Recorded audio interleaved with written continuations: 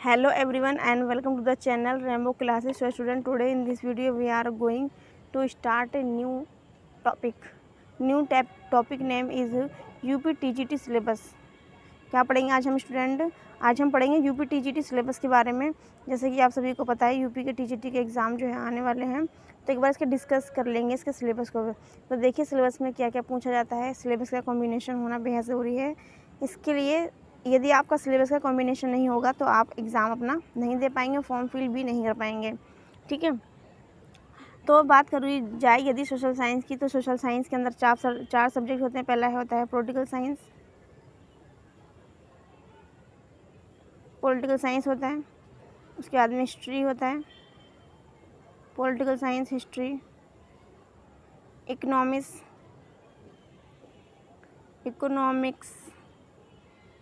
ठीक है, मैंने एक लिख दिया इकोनॉमिक्स। और क्या होता है? Sociology, history, political, sociology. हाँ, सोशलॉजी होता है, सोशलॉजी।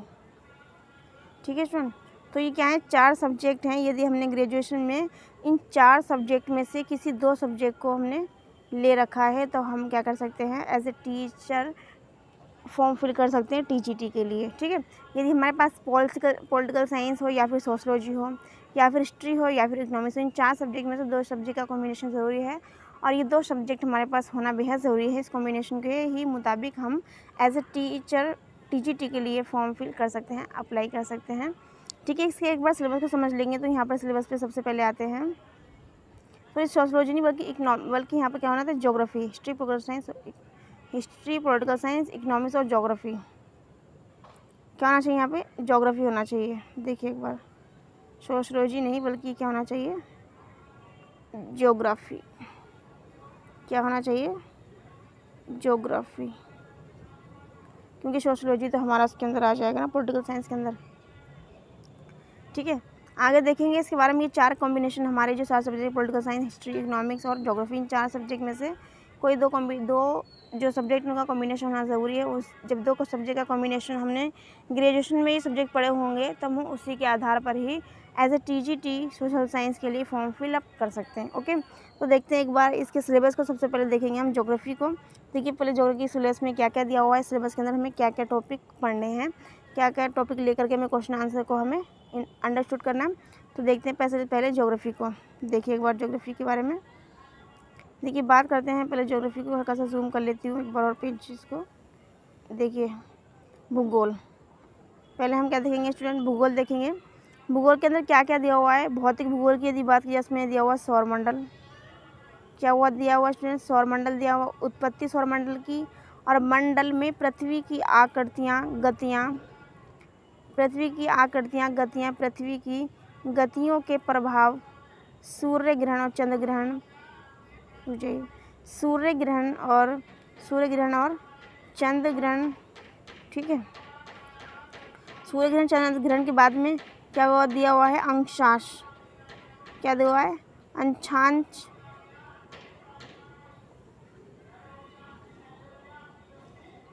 जिनको अंशांश दिए हुए हैं। इसके साथ साथ देशांतर का निरूपण, निर्धारण, अंतर्राष्ट्रीय तिथि, रेखा और अनुरेखण और इसका महत्व दिया हुआ है। इसके साथ साथ बात करें स्थलमंडल की, इसकी स्टूडेंट स्थलमंडल की यदि बात करें तो उसमें क्या है? चट्टान, उत्पत्ति, प्रकार, ज्वालामुखी। क्या स्टूडेंट? ज्वालामुखी की क्रिया और फिर ज्वालामुखी के प्रकार। देखिए ज्वालामुखी के प्रकार, विश्व वितरण, भूकंप उत्पत्ति, विश्व वितरण, महाद्वीपों और महासागरों का वितरण, पर्वत और उनके प्रकार, वलित पर्वत का विश्व में प्रमुख पठार और उनके प्रकार, मैदान, नदी और घाटियाँ, अपरदन और अपक्षय की प्रक्रिया। इसके साथ एक और चीज़ में दिखाई दे रहा है, डेविस का अपरदन। क्या स्टूडेंट? डेविस का अपरदन चक्र, नदी घाटी की निम्नीकरण प्रक्रिया, जल अपरदन द्वारा विभिन्न चरणों में निर्मित प्रमुख भूभाग, आकृतियाँ, समोच्च रेखाएं। ये वेरी वेरी इंपॉर्टेंट है। समोच्च रेखाओं द्वारा प्रमुख स्थल आकृतियाँ, उनकी पहचान। आगे क्या दिया हुआ, आगे दिया वायुमंडल के बारे में। तो वायुमंडल में सबसे पहले क्या हुआ, दिया हुआ टॉपिक वायुमंडल की संरचना। क्या दिया हुआ स्टूडेंट, वायुमंडल की संरचना दिया हुआ है। उसके बाद में क्या दिया हुआ, सूर्य ताप उससे प्रभावित करने वाले कारक बताए हैं। उसके बाद में तापमान का क्षैतिज ऊर्ध्वाकार वितरण, तापमान विलोमता, वायुदाब पेटियाँ, सनातन पवन, महत्वपूर्ण स्थानीय पवन, वर्षण का प्रक्रिया वर्षा, पाला कोहरा आदि, संवहनिक धरातलीय चक्रवातीय वर्षा, विश्व के जलवायु प्रदेश, दैनिक मौसम मानचित्र में प्रयुक्त संकेत की पहचान। ठीक है, उसके बाद में क्या स्टूडेंट, जलमंडल क्या है, जलमंडल, स्थलमंडल, वायुमंडल, अब क्या है जलमंडल। तो स्थलमंडल की बात की जाए, अभी हमने पढ़ा वायुमंडल और जलमंडल, तो इन सभी में क्या है टॉपिक दिए हुए हैं, टॉपिक के बाद सब टॉपिक दिए हैं। तो उसके बाद में क्या है महासागरों का उच्चावचन, उसके बाद में क्या है महासागरीय तापमान, उसके बाद में क्या है लवणता, आगे क्या लिखा है महासागरीय धाराएं उत्पत्ति, प्रवाह, दिशा और जल वायुविक प्रभाव, ज्वार भाटा, प्रक्रिया और उत्पत्ति के सिद्धांत, ज्वार भाटा और उसकी प्रक्रिया कैसी है, उसके साथ साथ के उसकी थ्योरी है वो। इसके बाद में क्या हुआ दिया, जैवमंडल, क्या दिया स्टूडेंट, जैवमंडल। और जैवमंडल किसे कहते हैं, जहाँ पर स्थलमंडल, वायुमंडल और जलमंडल मिला होता है उसको बोलते हैं जैवमंडल। ठीक है, इस जैवमंडल की संरचना, उसके साथ में दिया हुआ वनस्पति के प्रकार और विश्व वितरण तथा संबंधित वन्य जंतु भाग। मानव भूगोल की बात की जाए, क्या दिया हुआ है मानव पर्यावरण अंतर संबंध, सैद्धांतिक विवेचन, Ratzel, Davis, Semple, Huntington, Vidal की लॉ, ब्लासबुश और ग्राफिक टेलर्स के मत, विश्व में जनसंख्या वृद्धि, वितरण विवेचन, मानव प्रजातियाँ, विश्व की प्रमुख मानव प्रजातियाँ, काकेशियस मंगोलाइड के लक्षणात्मक भेद और वितरण, विश्व की आदिम जातियाँ और तत्संबंधी निवास के अंतर संबंध, बशुमैन, एक्सकीमो, खिरजीज, मसाई और सेमान के विशेष संदर्भ। आगे क्या देगा मानव में भी क्या पढ़ना, ज्योग्राफी का सिलेबस है काफ़ी क्या लेंथी है। मानव अधिवास में क्या देगा, प्रमुख प्राकृतिक प्रदेशों में ग्रामीण अधिवास के स्वरूप, पर्यावरण के संबंध। दोबारा देखेंगे, प्रमुख प्राकृतिक प्रदेश में ग्रामीण अधिवास के स्वरूप और पर्यावरण से संबंध, विश्व के प्रमुख विराट नगर, उनकी स्थिति और उनका महत्व। तो ये क्या है, सारा का सारा ज्योग्राफी के बारे में बताया हुआ है। ठीक है, आगे देखेंगे कौन से क्या दिया हुआ है। आगे देखिए ज्योग्राफी के बाद में, ज्योग्राफी का सिलेबस काफ़ी जो है बड़ा है। ठीक है, और जूम कर लेती हूँ। और देखिए इसका दिया हुआ आर्थिक भूगोल, क्या दिया हुआ स्टूडेंट, आर्थिक भूगोल दिया हुआ। आर्थिक भूगोल में क्या दिया है, विश्व की प्रमुख फसलें, उनका भौगोलिक विवेचन, जैसे गेहूँ, कपास, गन्ना, चुकंदर, चाय, कहवा, है ना, और रबड़। विश्व की मत्स्य आहारण, वानदेव और दुग्ध उत्पादन, प्रमुख ऊर्जा और खनिज संसाधन, कोयला और क्या पेट्रोलियम, लौह अयस्क का स्टूडेंट, लौह अयस्क के बाद में मैग्नीज और क्या लिखा बॉक्साइड, तांबा। विश्व के प्रमुख उद्योगों की स्थिति, उसके कारण, वितरण, लौह इस्पात, सूती और कृत्रिम वस्त्र, कागज़, तेल शोधन, प्रमुख औद्योगिक प्रदेश, मतलब जो तेल रिफाइनरी होती है उसके बारे में है। उत्तरी पूर्वी संयुक्त, मतलब किसकी जगह पे तेल रिफाइनरी, ये सब चीज़ें। उत्तर पूर्वी संयुक्त राज्य की रूस, यूक्रेन, कंटन, संघाई। ठीक है, याग, ब्राज़ील, पठार, केप टाउन, नेटाल। विश्व के प्रमुख व्यापारिक मार्ग और पत्तन। भारत की स्थिति में क्या दिया हुआ है, उसका विस्तार, उसके साथ साथ अंतर्राष्ट्रीय सीमाएं, इससे संबंधित समस्याएं, हिंद महासागर, उसका हिंद महासागर उसका आर्थिक सामाजिक महत्व, धरातल स्वरूप, जल प्रवाह, मानसून की उत्पत्ति विशेषताएं, जलवायु प्रदेश, मिट्टियाँ और उनके जलवायु, प्राकृतिक वनस्पति अंतर संबंधित, नवीनीकरण, बाढ़ और मिट्टी अपरदन की समस्याएं और उनके समाधान, कृषि खाद्यान्न उत्पादन प्रगति और समस्याएं, हरित और श्वेत नील क्रांति, प्रमुख फसलें जैसे कि गेहूँ, गन्ना, दलहन, तिलहन, चाय, भौगोलिक वितरण और उत्पादन प्रवृत्ति, खनिज संसाधन, उनके दोहन से जुड़ी समस्याएं, ऊर्जा संकट उसका समाधान, कोयला, खनिज तेल, भौगोलिक विराट और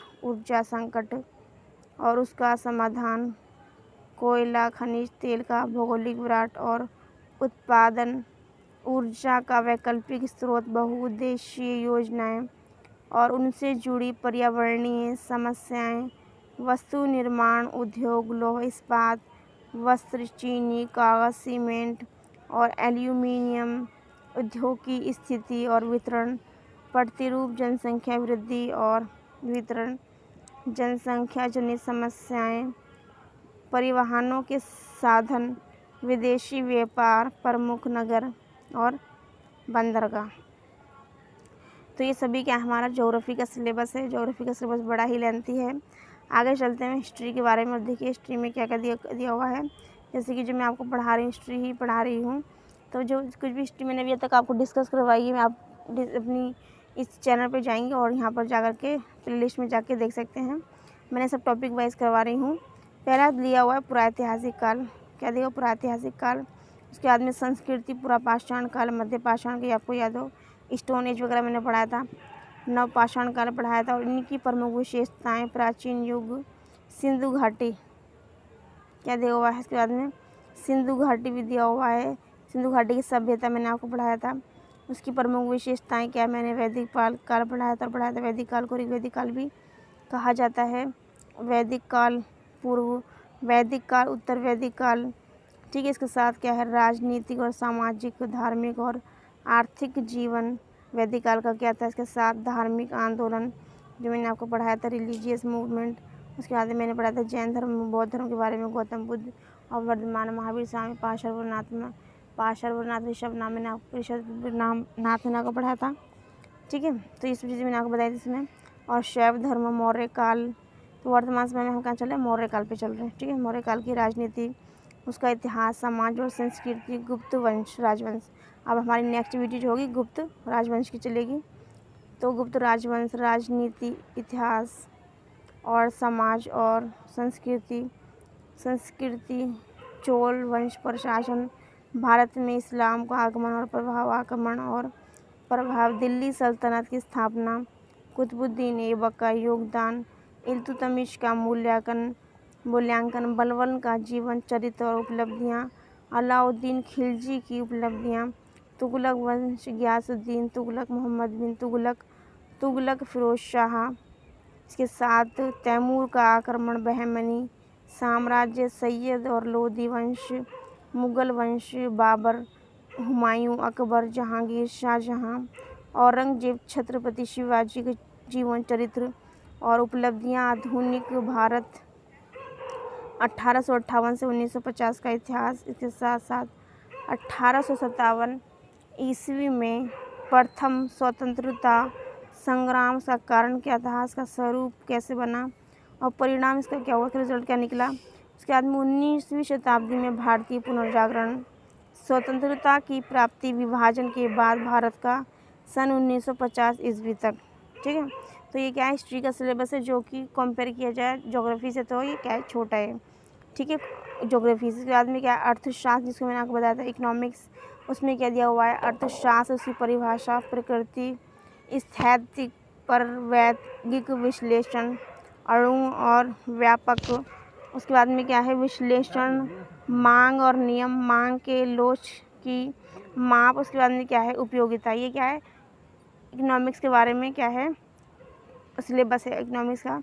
आगे देखेंगे नेक्स्ट पेज पर इकोनॉमिक्स के बारे में, इकोनॉमिक्स का देखेंगे एक बार। उसके बाद में क्या देगा, विश्लेषण, तटस्थ तट इस वक्र के बारे में बताया गया है। तट इस वक्र के बारे में बताया गया है। तट इस वक्र द्वारा उपभोक्ता का संतुलन, आय प्रभाव कीमत, आय प्रभाव कीमत, प्रतिस्थापन प्रभाव और अधिमान, परिवर्तनशील अनुपाति का नियम, पैमाने का प्रतिफल नियम, उत्पादन फलनकार समोत्पादक वक्र विश्लेषण, माल्थस और अनुकूलतम जनसंख्या सिद्धांत, कीमत निर्धारण के सिद्धांत, परंपरावादी आधुनिक पूर्ण स्पर्धा, एकाधिकरण और एकीकृत प्रतियोगिता में फर्म का साम्य। उसके बाद में क्या है, वितरण का केंद्रीय सिद्धांत। क्या है, वितरण का केंद्रीय सिद्धांत में क्या दिया हुआ है कि रिकार्डो का आधुनिक लगान सिद्धांत, ये आपने 12वीं क्लास में पढ़ा होगा। रिकार्डो का लगान सिद्धांत और माल्थस का जनसंख्या सिद्धांत से पढ़ा था।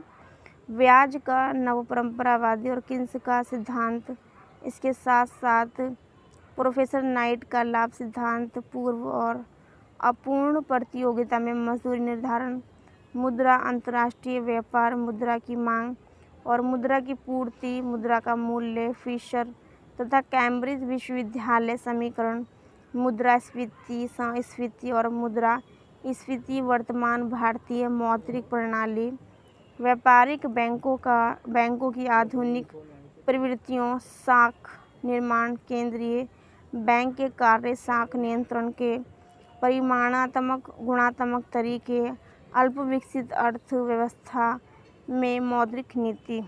ठीक है, देखा जाए तो जो इकोनॉमिक्स का सिलेबस है वो भी काफ़ी लेंथी है। उसके बाद में क्या दिखा हुआ है, अंतर्राष्ट्रीय और अंतर्राष्ट्रीय व्यापार, अंतर्राष्ट्रीय एवं अंतर्राष्ट्रीय व्यापार, तुलनात्मक लागत सिद्धांत, स्वतंत्र व्यापार एवं संरक्षण की विधियाँ, व्यापार की शर्तें, विनिमय दर, क्रियाशील समता सिद्धांत और भुगतान संतुलन सिद्धांत, व्यापार शेष और भुगतान शेष, असंतुलन के कारण और समाधान, अंतर्राष्ट्रीय मुद्रा, अंतर्राष्ट्रीय पुनर्निर्माण और विश्व बैंक, एशियन विकास बैंक, अधिकतम सामाजिक कल्याण सिद्धांत, ऐच्छिक विनिमय सिद्धांत, कर और आर्थिक प्रभाव सिद्धांत, कर और शुल्क विशेष निर्धारण, कर देय क्षमता, करों में न्याय, कराघात और करापात, कर भार के सिद्धांत, सार्वजनिक व्यय के उद्देश्यों और उनके सिद्धांत, हीनार्थ प्रबंधन, सार्वजनिक ऋण, भार शोधन, राजकीय नीति, केंद्र और आर्थिक प्रणाली, पूंजीवाद, समाजवाद, मिश्रित अर्थव्यवस्था। ठीक है, उसके बाद में क्या दिया हुआ है, उसके बाद में बताया गया है भारतीय अर्थव्यवस्था और उसका आर्थिक विकास।